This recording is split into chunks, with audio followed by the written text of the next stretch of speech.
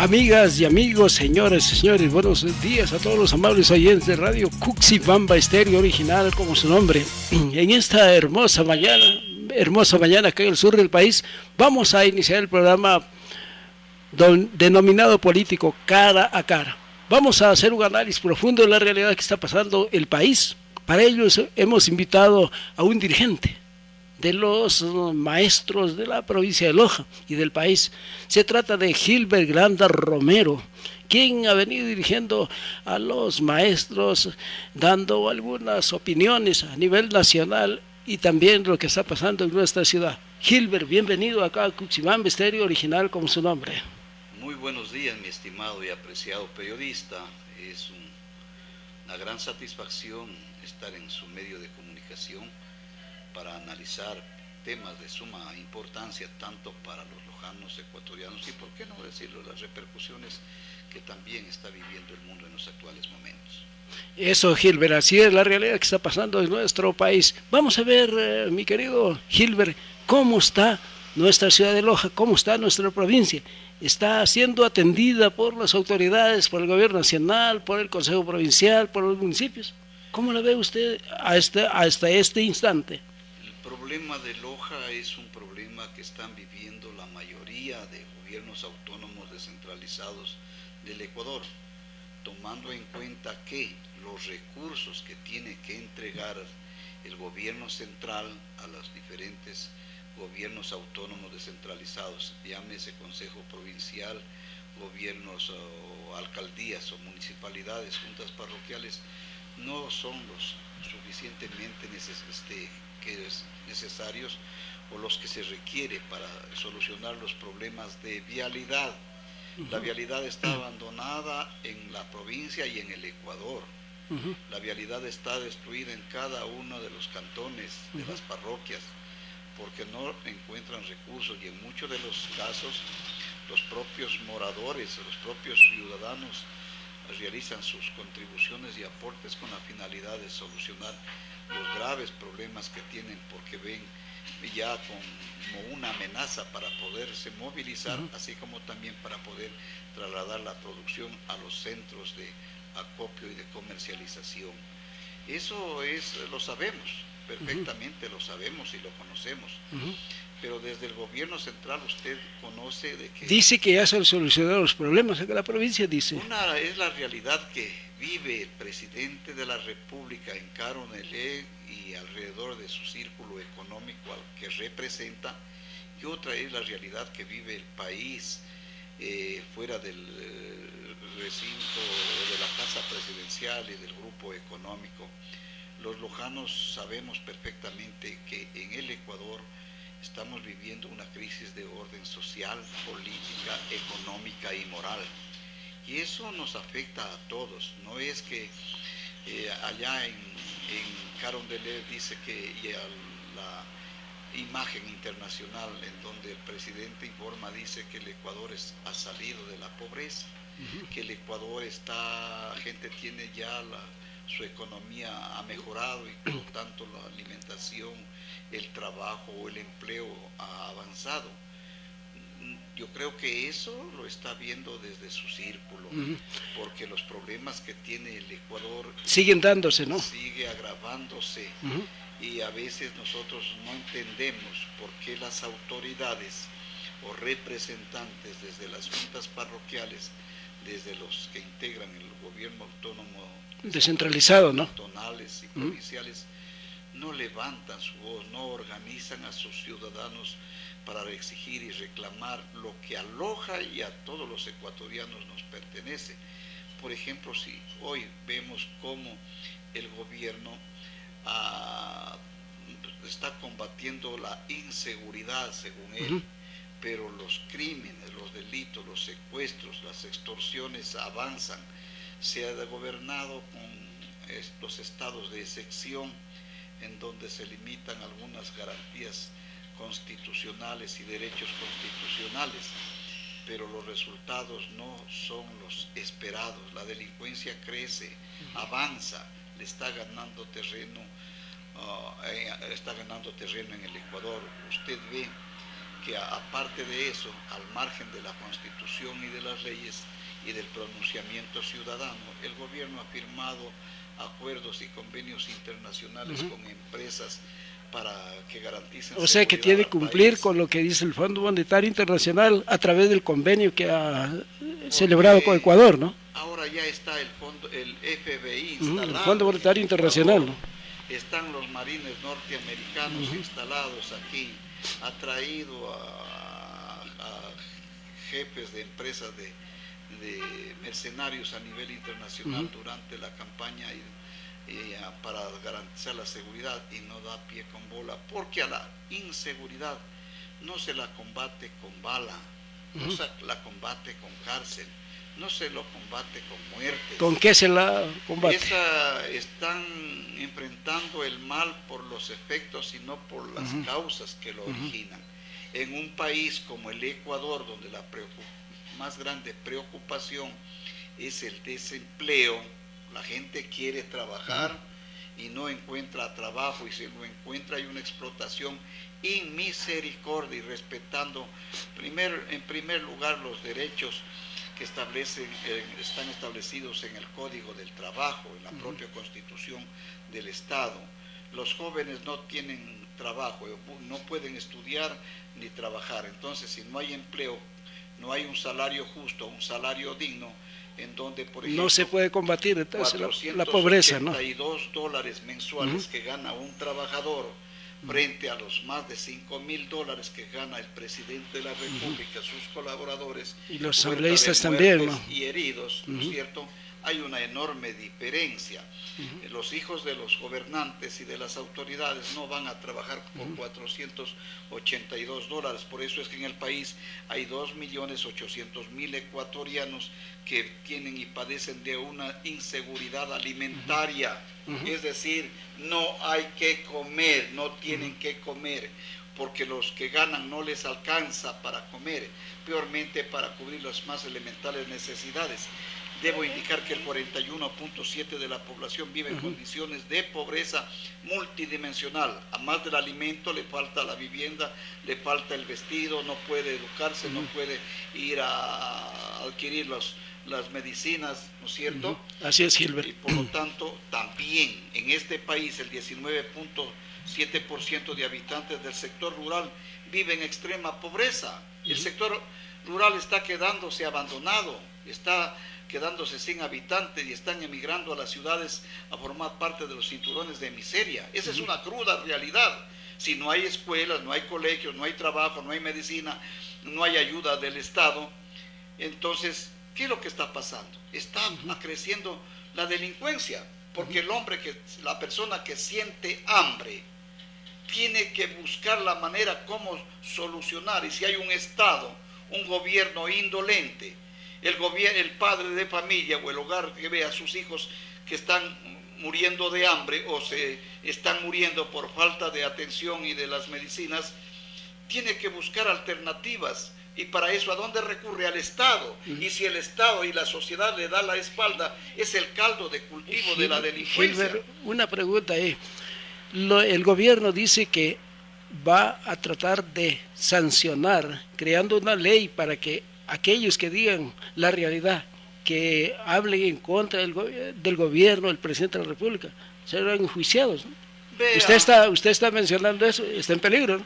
Vea, los fascistas, los genocidas, los criminales que han gobernado y gobiernan el mundo, gobiernan los países, los evasores de impuestos, los que se benefician de las políticas que se implementan, tienen que restringir derechos. Hoy el Ecuador está considerado como uno de los países en donde más se vulneran los derechos de los trabajadores. Se irrespeta la Constitución y las leyes que envía el presidente con el carácter de económico urgente son inconstitucionales, y por eso las demandas inmediatamente se dan ante la Corte Constitucional. Usted ve que la explotación laboral es verdad.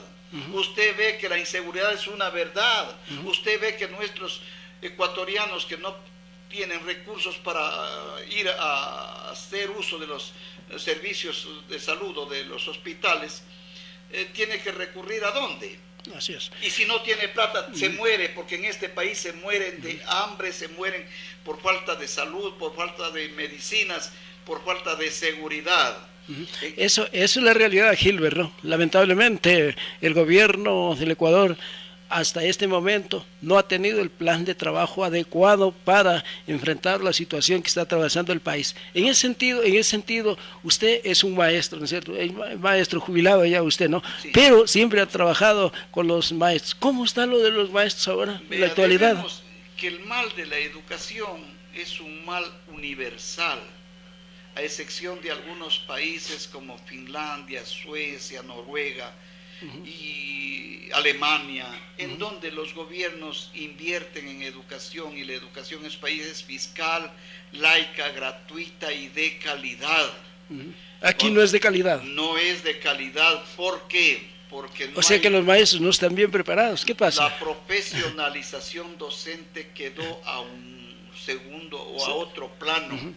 Antes, para ser docente tenía que ser un profesional de la educación. Ahora ya no. Prepararse en los institutos y en las universidades, concursar, hacer sus prácticas docentes, y el Estado era el responsable de la capacitación permanente del magisterio. Hoy no, hoy para ser docente tienes que entrar a la página Educa Empleo con el título que sea de tercer nivel. Puede ser abogado, puede ser médico, puede ser cualquier otro tipo de profesionales, y si tienes la suerte se te dan un contrato o un nombramiento ocasional, ¿no? Ocasional, cosa que nadie tiene estabilidad laboral. Mañana Entonces, le pueden decir, bueno, hasta aquí nomás, ¿no? Hay maestros recientes que se han ido. Llorar, porque es doloroso ver que a un maestro con 24 años de servicio le terminan su contrato y lo dejan en la calle. Pongámonos en el plano de ellos. Pongámonos en el plano de esos alumnos que quedan ahí al margen de un proceso normal de educación.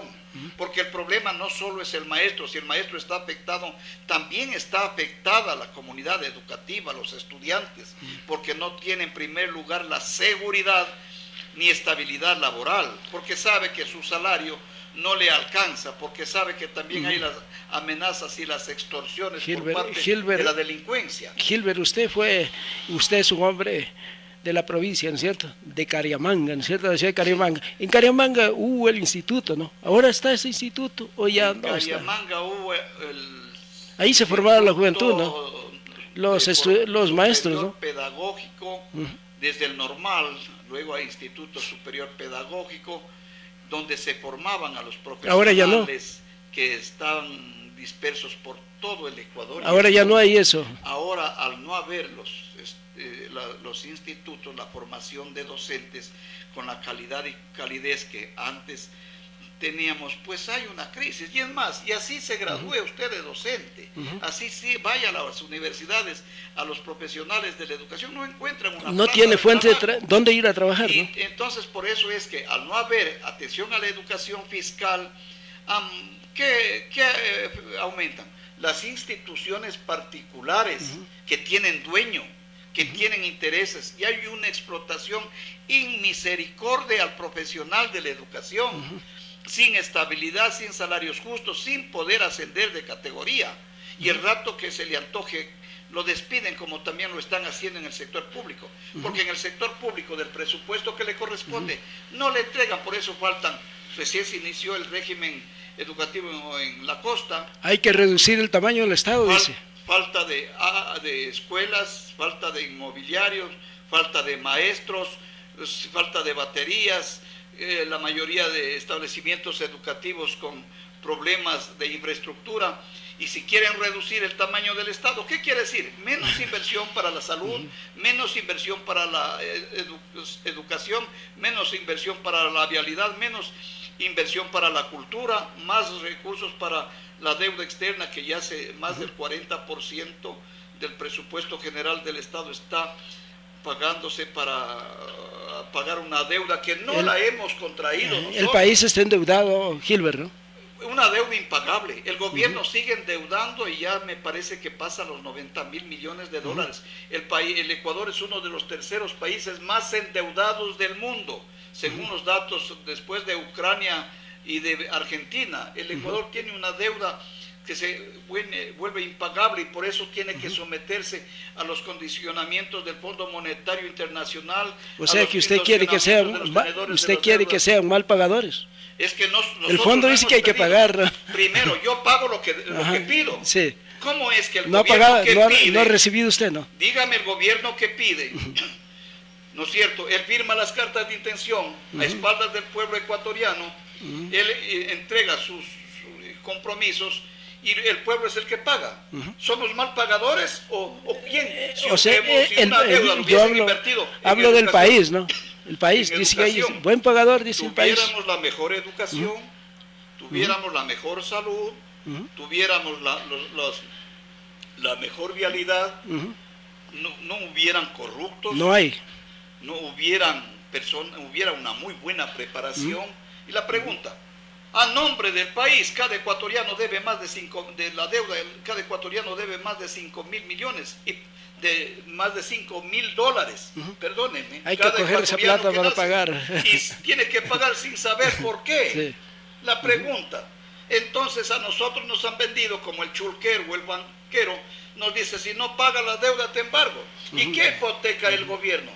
Las áreas estratégicas del Estado, vienen las privatizaciones y llaman a la inversión extranjera. Son tan descarados que llaman a la inversión extranjera y sin embargo sacan los recursos del país a esconderlos en los paraísos fiscales. Nuestros migrantes envían más de 6.000 millones de dólares en el 2025. Y ellos son los que sostienen la dolarización y la economía. Así es, Gilbert. ¿Y cuántos millones envían o viene la inversión extranjera? Ni 200 millones. Así es, Gilbert. Bueno, esa es la realidad que está pasando en nuestro país. Finalmente, ingeniero, ¿qué dicen políticamente ustedes, los maestros, los sectores populares, como se dice? ¿Qué van a hacer en estos tiempos? Políticamente, tenemos elecciones, tenemos prefectos, alcaldes, concejales, juntas parroquiales, vocales. ¿Qué van a hacer frente a eso? En medio de esta mal llamada democracia y de libertades, en donde el gobierno tiene el árbitro, que es el Consejo Nacional Electoral, tiene el control de la institucionalidad del Estado, en donde se persigue a los partidos y movimientos de oposición, como la Unidad Popular, como Construye, como la Revolución Ciudadana, en donde se persigue a los alcaldes, prefectos que no son de su agrado, para que solamente él participar. Fíjese que de manera injustificada se adelantan las elecciones siendo el Consejo Electoral a más de la función electoral o de las funciones que le otorga el Código de la Democracia, o ya conoce del ambiente. ¿Pero por qué lo hace? En Estados Unidos se da el cambio de presidente y hay elecciones en noviembre. Entonces en el Ecuador tienen que ser en noviembre. Estados Unidos eleva las tasas y aranceles para los productos ecuatorianos y pone los condicionamientos. El Ecuador también lo hace. ¿Y quién está pagando y viviendo las consecuencias? A ver, los ecuatorianos. ¿Por qué la medicina está cara? ¿Por qué la materia prima está cara? Porque los aranceles están han sido impuestos de manera ilegal. Se cierra fronteras en Estados Unidos y se cierra fronteras en el Ecuador. ¿Qué pasa con la frontera, con el sector del sur, ¿no? Con Perú? ¿Cómo está la situación? Vea, ya que usted menciona autoridades y candidatos a autoridades se han silenciado. No dicen nada. No dicen nada. Se aprueba la reforma Salcotag, en donde se perjudica. No dicen nada, ¿no? Y están callados. Están callados y pelean por ser candidatos por el presidente y han sacado ya su baratillo o sus ofertas de campaña, ofreciendo trabajo, educación, vialidad, vivienda, bienestar, agua potable. Los mismos responsables de la crisis, porque ellos han estado desde las juntas parroquiales, desde las alcaldías, desde las concejalías, desde la Asamblea Nacional, desde las prefecturas y desde el gobierno. Entonces un gobierno hoy que tiene menos del 30% de credibilidad. nos convoca a elecciones. El presidente de la República dice que tiene el 70% de apoyo de los ecuatorianos. Es todo lo contrario. Él dice, ¿no? Ya le hemos ganado 2 consultas populares y esas consultas no se respetan. Y ahora que vienen las elecciones, ¿cómo va usted? ¿Cómo lo ve? ¿Puede ganar? ¿Puede tener los concejales, los prefectos, los alcaldes que requiere? El gobierno puede tener, ¿cree usted que se va a hacer todos los eso? alcaldes, todos los prefectos, según su aspiración, y si es que aquí se respeta la voluntad popular, va a tener un duro efecto. Ojalá me equivoque, pero y si lo tiene, pues tiene que cumplir primero lo que ofreció en su campaña electoral. Tiene que cumplir con su plan de trabajo, porque ya está en su segundo periodo. Tercero, tiene que respetar la Constitución y las leyes. Cuarto, tiene que respetar la institucionalidad del Estado, respetar cada una de las funciones. Tiene que enviar a la Asamblea proyectos que signifiquen a los ecuatorianos, que le permitan solucionar sus problemas, que evitar que el Ecuador sea una colonia, porque llaman a la inversión extranjera, llaman a invertir en turismo, ¿y qué estamos mostrando comenzando desde Loja y Zamora? La destrucción de la naturaleza, del ecosistema a través de las concesiones mineras que se están dando. Entonces, preguntemos, ¿el pueblo necesita oro para alimentarse? Entonces, cuando sabemos perfectamente que oro sacamos desde la colonia, desde ahí. Y veamos qué está pasando, cómo está quedando nuestra naturaleza, nuestros campos, cómo están sacando a los habitantes de las propias comunidades para desarrollar la minería a gran escala y cielo abierto. Díganme en qué país del mundo la minería ha sacado de la pobreza. En Cariamán sí están haciendo. Veamos, está la mayoría, el 60% del territorio lojano está concesionado. Si hablamos del Parque Yacuri, usted sabe que la movilización de defendiendo sus vertientes de agua, defendiendo su naturaleza, sus tierras, la justicia se pone de lado. Aquí en Fierro Urco, en el Podocarpus y en todo el país hay concesiones mineras. Y preguntémonos quiénes son los dueños.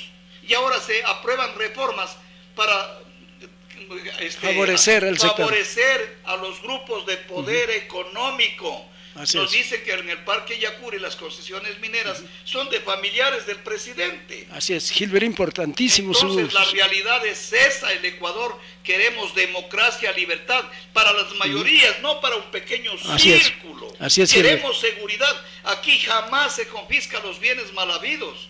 Jamás la UAPE y la justicia actúan, jamás se defienden los derechos sindicales. Inclusive hay una misión internacional en donde acusa al Ecuador, que es uno de los países en donde más se viola los derechos de los trabajadores y se irrespeta los derechos de la organización sindical y sus conquistas. Así es. Gilbert, sus apreciaciones bastante importantes, necesarias, es el criterio del pueblo, el criterio de las personas que se conoce la realidad que está pasando en el país, ¿no? Gilbert, finalmente, lo político. ¿Qué pasó con, usted menciona de que su movimiento, ¿no?, que era parte, la 2, ¿qué pasa con ese? ¿Está bajado, como dice vulgarmente el pueblo, o ya está vuelta arriba? A veces creen que los partidos y movimientos que valen son los que tienen más electores o mejores resultados. Ustedes no tienen electores, dice, ¿no? El gobierno. Y no como piensan. Preguntemos, ¿qué partido en todo el país se puso en contra de la consulta popular? De frente y inscribiendo en el Consejo Nacional. Fue la Unidad Popular. Fueron las organizaciones sindicales como la UNE, como el Frente Unitario de Trabajadores, como los sectores indígenas. Preguntemos, entonces hoy la Unidad Popular ha sido, entre comillas, está siendo perseguida porque aduce de que más del 75% de los afiliados se han desafiliado del partido. Y le hemos demostrado al Consejo Nacional Electoral, a su presidenta, y no ha podido entregarnos esa respuesta de decirnos, aquí están los elementos por los cuales yo tengo o voy a eliminar del registro de partidos y organizaciones políticas a la Unidad Popular. Todas las sesiones que ha tenido no ha podido, y por lo tanto hasta el día de hoy no puede, perdóneme. No puede dar la resolución, ¿no? No toma la resolución y no lo va a poder hacer porque solo está el voto de la señora Tamaín, que de hecho está ahí por los Pachacuti. ¿Por qué la puso ahí? ¿No es cierto? Pero ha sido... Los traicionó. Claro, pero ahora se amolda a los intereses de los gobiernos de turno y un señor Merino que es el descrédito de los abogados del Ecuador. Perdóneme que diga así, porque hay abogados y abogados, y por lo tanto esa es la calidad de integrantes del Consejo Nacional Electoral, y por lo tanto hasta el día de hoy la Unidad Popular está vigente. Y nosotros hemos puesto nuestros pechos, porque en el Ecuador desde épocas de el pecho a las balas, ¿no? Preguntemos, ¿a quiénes han asesinado? ¿A quiénes han perseguido? ¿A quiénes han encarcelado? ¿No es cierto? Entonces yo creo que aquí somos testigos de la represión brutal y del camino que se va acelerando para ir a una dictadura de la oligarquía, que es muy grave, es muy peligroso, y que aquí tenemos que perder el miedo, vencer la cobardía y la indiferencia. ¿Usted no tiene miedo? Todos los criminales también mueren. ¿Sí? Perdónenme, los sicarios también mueren. Los genocidas, los fascistas, todos mueren. Eso es lo más seguro que tenemos. Y nada se van llevando. Si algún día nos asesinan, esa gente no va a poder vivir tranquila. No va a poder, porque no puede llevarse las fortunas, los dineros de la corrupción. No van a poder los dineros acumulados por la destrucción de la naturaleza, o los dineros acumulados sometiendo a la pobreza y a la miseria a la mayoría de habitantes. Así es, Gilbert. Muchas gracias en esta mañana por haber venido acá al programa político Cara a Cara, donde hemos analizado brevemente la situación nacional. Así es que, Gilbert, muchísimas gracias, y esta estación siempre estará para recibir el criterio de los ecuatorianos, de los lojanos, de las personas que tienen criterios. Aquí entrevistamos a todos los sectores, no hemos entrevistado a la derecha, al centro, a la izquierda, sino todas las personas tienen derecho, mi querido Gilbert, y muchas gracias por haber venido en esta mañana. Muchas gracias por ese espacio, porque son muy pocos los periodistas y medios de comunicación en donde permiten que nuestras ideas sean dadas a conocer para malestar de aquellos que se creen entontecidos por el poder y el dinero, pero también es la alegría de quienes escuchan una voz que viene desde los sectores populares y que defiende los intereses y derechos de todos los ecuatorianos y ecuatorianas. Muy buenos días. Gracias, Gilbert, en esta hermosa mañana. El criterio de Gilbert Granda, quien ha sido dirigente y es dirigente también de las organizaciones sociales, ¿no? Gracias por haber venido en esta mañana, y en breve ya volvimos con la siguiente entrevista que tenemos preparado para esta ocasión. Gracias, Gilbert, y buenos días.